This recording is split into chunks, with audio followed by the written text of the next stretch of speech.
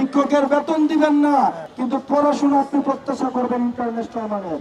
এই সরকারের routine activity হচ্ছে পোস্টিং দেওয়া। স্বাধীনতার পর থেকে, ৭১-এর পর থেকে এই রাষ্ট্রীয় প্রহসন এটা অব্যাহত রয়েছে। কিন্তু জনাব নাহিদ ইসলাম এই শহীদ মিনারের প্রাঙ্গণ থেকে এক দফা ঘোষণা দিয়ে পুরান রাষ্ট্রীয় বন্দোবস্তের পতনের ডাক দিয়েছে। তারপর থেকে পুরাতন রাষ্ট্রীয় বন্দোবস্তে এই রাষ্ট্র চলতে পারে না। শিক্ষকদের সাথে অবহেলা করা চলতে পারে না। আমাদের শিক্ষকদেরকে দ্বিতীয় শ্রেণীর, তৃতীয় শ্রেণীর, চতুর্থ শ্রেণীর নাগরিকের যে জীবন, সেই জীবন মান নিয়ে আর তাদেরকে চলতে দেওয়া হতে পারে না। আমি যদি তাদেরকে প্রথম শ্রেণীর নাগরিক না বানাইতে পারি, তাদের থেকে কিভাবে প্রত্যাশা করব তারা প্রথম শ্রেণীর নাগরিক তারা জাতিকে উপহার দেবে? সেজন্য এই সরকারের কাছে আমাদের প্রত্যাশা ছিল এই অন্তর্বর্তীকালীন সরকার পুরনো সরকারের প্রতি হাঁটবে না, বরং এই অন্তর্বর্তীকালীন সরকার হবে একটা শিক্ষা বান্ধব সরকার। কিন্তু আমরা দেখলাম এই অন্তর্বর্তীকালীন সরকারের শিক্ষা উপদেষ্টা হয়েছে প্রমোশন বান্ধব সরকার। এই সরকারের রুটিন অ্যাক্টিভিটি হচ্ছে পোস্টিং দেওয়া। তাদেরকে পোস্টিং দেওয়া ভালো ভালো পুরনো ফ্যাসিস্ট আমলে তাদেরকে দেখেছি হাসিনার জন্য রাস্তায় এসে স্লোগান দিয়েছে, ঢাকা শহরে ভালো ভালো পোস্টিং এ তাদেরকে আবার অর্থের বিনিময়ে পদায়ন অব্যাহত রয়েছে। আমাদের দেশের সরকার, আমাদের দেশের জনগণ, আমাদের দেশের শিক্ষকরা ওনারা নিজেদের জীবনযাপন করে হচ্ছে দ্বিতীয় শ্রেণীর, তৃতীয় শ্রেণীর আর চতুর্থ শ্রেণীর নাগরিকের মতো জীবনযাপন করে। আর আমরা মনে করি, আমরা প্রত্যাশা করি যে তারা প্রথম শ্রেণীর নাগরিক উপহার দিবে।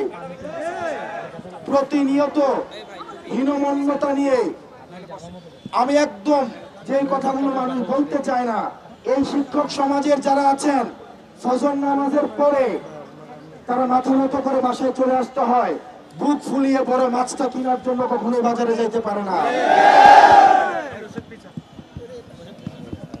আমরা দেখেছি পরিপাটি হয়ে সবসময় সমাজে থাকতে হয়, আত্মস্থ মানুষের মধ্যে তারা সমাজে থাকে না, কারণ শিক্ষকরা হচ্ছে সমাজের উদাহরণ স্বরূপ। কিন্তু তাদের বেতন হচ্ছে মাস শেষে ১৫,০০০ টাকা, ১৬,০০০ টাকা, ১৮,০০০ টাকা, ২০,০০০ টাকা। তাদের থেকে সমাজ প্রত্যাশা করে তারা যদি বিয়েতে যায়, সমাজে প্রত্যাশা করে তারা ৫,০০০ টাকা দিবে। তারা একটা মাহফিলে তাদেরকে সভাপতি বানিয়ে বসে থাকে, কবরস্থান ইত্যাদি তাদের থেকে প্রত্যাশা করে। কিন্তু তাদের ঘরে দিন শেষে মাস শেষে বেতন হচ্ছে আবার ১৫,০০০ টাকা, ১২,৫০০ টাকা।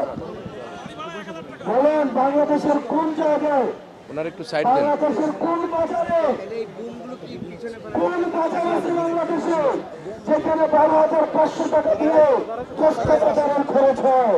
মাসের শেষ ৫ দিন পরিপাটি ফিটফাট, কিন্তু সবসময় ছোট মন নিয়ে মাসের 10 দিন চলতে হয় শিক্ষকদেরকে।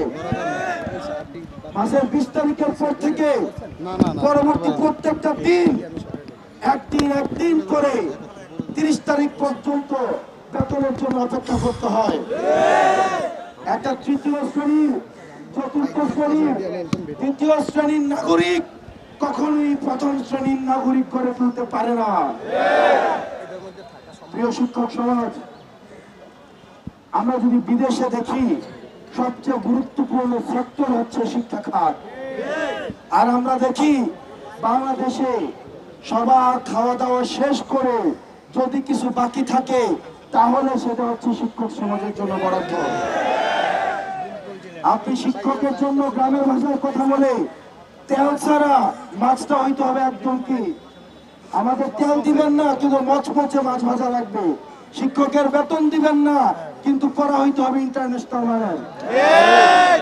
বেতন দিবেন হচ্ছে সবচেয়ে খারাপ, কিন্তু পড়াশোনা আপনি প্রত্যাশা করবেন ইন্টারন্যাশনাল মানের।